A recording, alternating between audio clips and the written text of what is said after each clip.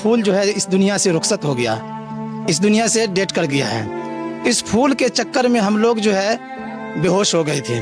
Train पर चढ़ता है और आधे रास्ते पर ही उसकी मौत की खबर आती है। बॉडी उसको जो है ना इस तरह भी पड़ रहा था, इस तरह भी पड़ रहा था, बीच में वो गिरा हुआ था और वो आज इस दुनिया से चला गया। अब एक बाप रह गया, एक छोटा भाई रह गया, क्या होगा उसके जरिए से। हिफ्ज कर रहा था, लॉकडाउन में घर की मजबूरी ने उसे मजदूर बना दिया। उसकी स्थिति क्या थी, क्या था स्थिति? जिस वक्त वो हमको मिला उसका सांस बंद हो गया था। मजदूरी करने के लिए अपने परिवार को छोड़कर, अपने मासूम बेटी को छोड़कर, अपनी पत्नी को छोड़कर मजदूरी करने वह तमिलनाडु जा रहा था। वो ट्रेन से टकरा गया था, 3 ट्रेन तब तक मैं जा चुका था। रात के 11 बजे है और तस्वीर देख लीजिए। इन लोगों के आंखों में आंसू है, चेहरे पर गम है और गम इस बात का है कि यहाँ का एक लाल अब इस दुनिया में नहीं है, उसकी मौत हो गई।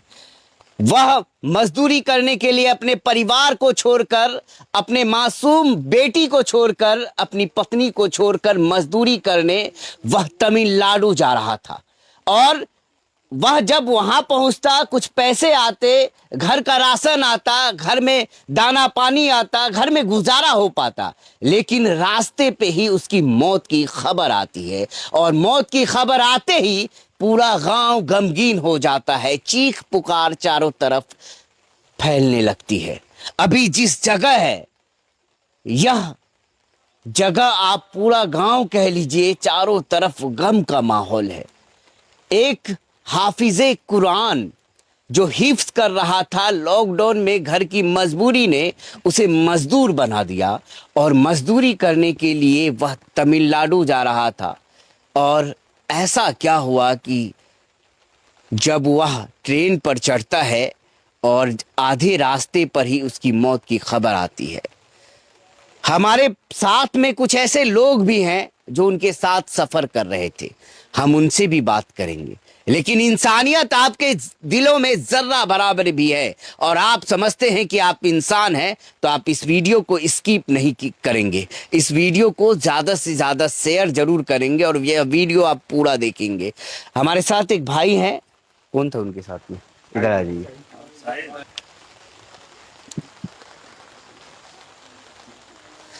हमारे साथ उन्हीं का एक छोटा भाई है। 2 भाई थे, एक बड़े भाई की उनकी मौत हो गई, एक छोटा सा भाई है। क्या नाम हुआ तुम्हारा? मोहम्मद शाहिद हुआ मेरा नाम। अच्छा, कितने भाई हो तुम? हम 2 भाई हैं। बड़े भाई क्या करते थे? वो मिस्त्री काम करता है, राजमिस्त्री काम। कहाँ पे? तमिलनाडु में। पहले क्या करते थे? पहले वो मदरसा में पढ़ाई करता था, उसके बाद जो है ना लॉकडाउन में जो है ना वो घर का मजबूरी समझ के बाहर कमाने लगा। पिताजी क्या करते हैं? पिताजी भी है राजमिस्त्री। परिवार में कितने लोग हैं? परिवार में 3 लोग, 4 लोग। 4 लोग हैं।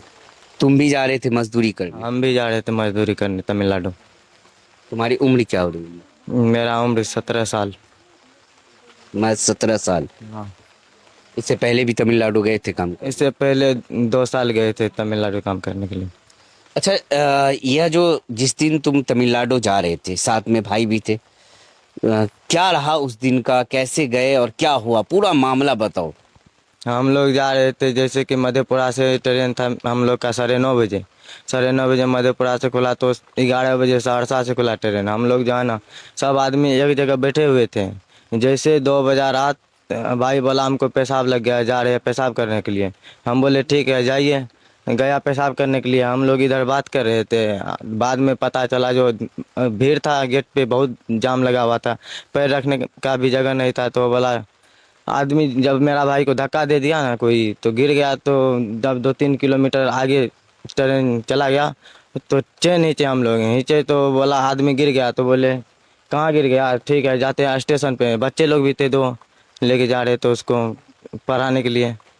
तो वो उसको जो है ना स्टेशन पे वो लोग को उतार के हम जो है ना पैदल चले आए उसको ढूंढने के लिए 10 आदमी।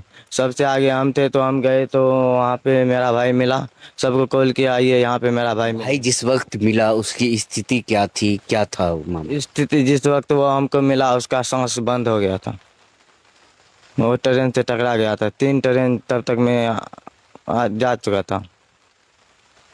उसकी बॉडी कहाँ थी? प्लेटफॉर्म के ऊपर थी या रेलवे ट्रैक के पास थी? जैसे बॉडी उसको जो है ना इस तरह भी पड़ रहा था, इस तरह भी पड़ रहा था, बीच में वो गिरा हुआ था। क्या लगा उस समय तुमको देख कर? देख के बहुत बेकार लगा, हमको जो है ना चक्कर आ गया था उस टाइम। उनकी शादी भी हुई थी? हाँ शादी भी है, एक लड़की भी है उसका। कितना साल की लड़की? ऐसे 8-9 महीना का होगा। 8-9 महीना की लड़की है। हाँ।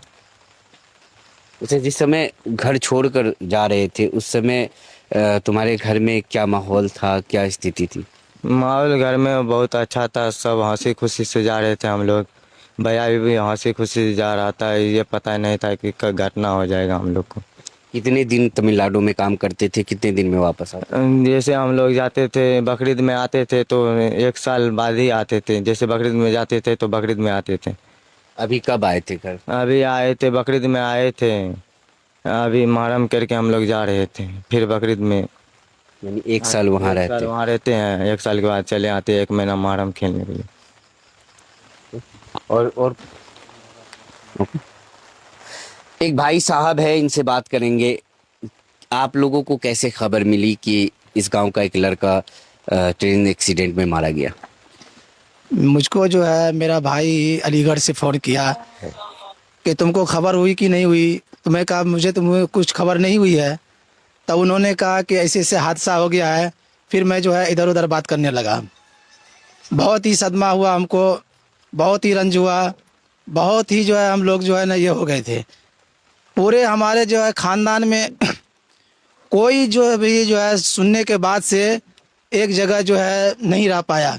सदमे में सब जो है बेहोश समझ लीजिए हो गया था। किसी की जो है ये बात करने की भी हैसियत नहीं थी कि हमारा जो है एक फूल जो है इस दुनिया से रुखसत हो गया, इस दुनिया से डेट कर गया है। इस फूल के चक्कर में हम लोग जो है बेहोश हो गए थे। उसके बाद जो है यहाँ से भी गांव से भी एक स्कॉर्पियो भेजे, 3-4 आदमी को भी यहाँ से भेजे कि तुम जाओ उसको लेकर के आओ। जिस हाल में हो, जैसा वो जिस तरीके से भी हो, उसको लेकर के अपने गांव फूल करके लेकर के आओ। उस फूल को जो है हम लोग वहाँ से जो है लेकर के आए यहाँ। अल्हम्दुलिल्लाह बहुत ही अच्छे तरीके से यहाँ जो है वो फूल हमारा आ चुका है। अब उस फूल के लिए हम लोग जो है बहुत ही रंजो गम में है, बहुत ही सदमे में हम लोग हैं। यही कहते हैं, अपील करते हैं कि उस लड़के फूल को एक बच्ची 9 महीने की है। ऐसा कीजिए कि आप हजरात कि उस फूल के लिए कुछ जो है हमारे सरकार साहब माननीय नीतीश कुमार जी से यही दरखास्त करूंगा कि इस फूल के लिए जो है कुछ व्यवस्था कर दिया जाए। उस फूल के लिए कुछ व्यवस्था कर दिया जाए तो बहुत ही फ़ायदा रहेगा, क्योंकि उसके माली हालात जो है बहुत ही कमज़ोर थी, बहुत ही कर्ज में डूबे हुए भी थे, घर भी नहीं रहने का सही तरीके से था। इसीलिए वो अपने बाप और ये लड़का दोनों जो है जा कर के कमा करके, अभी फ़िलहाल उस लड़के की बहन की भी शादी हुई थी, उसी में 8-10 लाख रुपया खर्चा हुआ और उसी कर्ज के बोझ में डूबे हुआ था। इसीलिए घर की परवाह ना करके और वो जा कर के जो है मद्रास में कमा करके अपने बोझ को नीचे कर रहा था और वो आज इस दुनिया से चला गया। अब एक बाप रह गया, एक छोटा भाई रह गया। अब क्या होगा उसके ज़रिए से? इतने कर्ज में डूबा हुआ है, घर भी नहीं रहने के लिए है। सोचने का मकाम है। तो अब मैं यही दरख्वास्त करता हूँ कि उनके लिए कुछ व्यवस्था कर की जाए और उनके लिए जो है उस लड़की के लिए, उस बच्ची के लिए और पढ़ाई के लिए भी उनकी ताउन की जाए तो बहुत ही अच्छा रहेगा। उनकी घर की मजबूरी और लाचारी ऐसी थी कि अभी कुछ महीनों पहले ही उनकी बहन की शादी थी, जितना रकम था उन्होंने शादी में खर्च कर दिया, कर्ज काफ़ी हो गया था। 1 साल बाहर रहते थे और कमाकर बकरीद में घर आते थे तो मुहर्रम तक रहना होता था, फिर वह मुहर्रम में कमाने के लिए बाहर चले जाते थे। मजदूर की यही कहानी होती है। और उनकी मजदूरी करने के दौरान मौत नहीं हुई, सफ़र के दौरान मौत हुई। आप घर वालों का एहसास समझिए, गांव वालों का एहसास समझिए कि इतने रात गए, बारिश हो रही है, सभी लोग गमगीन हैं, गमज़दा है, सभी लोग परेशान है, सभी लोगों के आंखों में आंसू है। और यह आंसू जब से खबर सुना है तब से ज़ारों कतार लोग रो रहे हैं, परेशान है कि एक चिराग यहाँ का बुझ गया है। और वह चिराग जाते जाते 9 महीने की बेटी छोड़ गया। उसकी जिम्मेदारी यहाँ के गांव वालों की भी है और हम आपकी भी है। जिसने इस वीडियो को देखा उसकी भी जिम्मेदारी बनती है कि उनके लिए मदद कीजिए, अपना हाथ बढ़ाइए। अगर आप मधेपुरा के रहने वाले हैं तो आप बरेली के अम्हा टोला में आइए, किसी से पूछिएगा, उनका घर का पता बता देंगे। आप यहाँ आकर उनके परिवार को मदद दे सकते हैं, उनके घर वालों को मदद दे सकते हैं। अगर आप यहाँ आ नहीं सकते हैं तो हमारे वीडियो के नीचे जो हंस सलार फाउंडेशन का स्कैनर होगा, आप उस स्कैनर पर मदद भेजिए। इंशाल्लाह 1-1 रुपए इनके परिवार तक पहुँचेगा और इनकी मदद होगी। यह वीडियो बनाने का, इतनी रात गए आने का मकसद यही था। जब हमने यह खबर सुना, यहाँ से मुझे फ़ोन गया और फ़ोन जाते ही बताया कि एक नौजवान लड़का मजदूरी करने के लिए जा रहा था, ट्रेन से गिरकर उसकी मौत हो गई। भीड़ इतनी ज़्यादा थी कि जब वह पेशाब करने के लिए टॉयलेट तक जा रहा था, टॉयलेट तक जाते जाते प्लेटफॉर्म पे धक्का मुक्की इस तरह उसे होने लगा कि उसको धक्का लगते लगते, लोगों का पैर लात जूता लगते लगते बेचारा ट्रेन से नीचे गिर गया। यह ट्रेन की लापरवाही कह लीजिए और रेलवे विभाग का लापरवाही कह लीजिए कि इतने लोगों को वह बैठने क्यों देती है। लापरवाही इतनी ज़्यादा है कि एक परिवार उजड़ गया। अब इसके जिम्मेदार कौन है? क्या सरकार उतना मुआवजा दे सकती है? अगर सरकार मुआवजा दे सकती है, क्या 9 महीने बच्ची को, 9 महीने की बच्ची की जिम्मेदारी कौन उठाएगा? उसका बोझ कौन उठाएगा? एक बीवी जो विधवा हो चुकी है, जिनके मांग का सिंदूर उजड़ गया, उसके जिम्मेदारी कौन उठाएगा? कौन उसका देखभाल करेगा? यह पूरा गांव, पूरा परिवार, पूरा इस मोहल्ले की बात कह लीजिए। और जो इस वीडियो को देख रहा है, हम समझ रहे होंगे कि उनके आंखों में भी आंसू होंगे। जब लॉकडाउन लगा उससे पहले वह हाफिज़े कुरान की पढ़ाई कर रहे थे, कई पारा उन्होंने हिफ्ज़ भी कर लिया था। लॉकडाउन में ऐसी मजबूरी आ गई, सारा काम ठप हो गया था, उसे मजबूरन मजदूरी का काम करने के लिए तमिलनाडु जाना पड़ा। और वहाँ पर मजदूरी कर कर के किसी भी तरह वह अपने परिवार का पेट पाल रहे थे। अपनी एक बहन का उन्होंने शादी किया और शादी के कर्ज में डूबकर वह फिर उस कर्ज को उतारने के लिए जब तमिलनाडु जा रहा था तो रास्ते में यह हादसा हो गया। अब मजदूरों की खबर और ऐसी दर्दनाक खबर आपको मिलेगा तो आप क्या कहेंगे? आपके आंखों में भी आंसू ज़रूर आ गए होंगे। और अल्लाह के वास्ते आप लोग इनकी मदद ज़रूर कीजिए। आपको हुजूर पाक सल्लल्लाहु अलैहि वसल्लम का वास्ता, इनके लिए मदद कीजिए और जितना हो सकता है इनकी वीडियो को शेयर कीजिए ताकि ऐसे लोगों तक वीडियो पहुंचे जो इन तक मदद पहुंचा पाए। यहाँ पे काफ़ी जिम्मेदारान लोग हैं और इस गांव की इंसानियत कह लीजिए कि उनके लिए पूरा गांव जगा हुआ है। बारिश हो रही है तब भी पूरा गांव उनके याद में गमगीन है, बैठा हुआ है। और उस नौजवान का लाश मेरे बगल में रखा हुआ है जिसकी हम बात कर रहे हैं।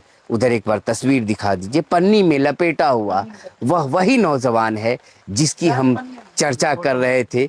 यह वही नौजवान है जिनकी हम बात कर रहे हैं। हाफिज़े कुरान होने वाले थे, मजबूरी में मजदूरी का काम करने के लिए गए और रास्ते में ही उनका यह हालत हो गया, उनकी मौत हो गई। और इस गांव से एक चिराग बुझ गया। 9 महीने की बेटी छोड़कर वह इस दुनिया से चला गया। अपनी बीवी को छोड़कर इस दुनिया से चला गया, अपने बूढ़े माँ बाप को छोड़कर इस दुनिया से चला गया, अपने छोटे भाई को छोड़कर इस दुनिया से चला गया। आप लोग जितना हो सकता है इनके लिए मदद कीजिए, दुआ कीजिए, और अगर यहाँ आ सकते हैं तो आप इनके घर तक पहुँचिए,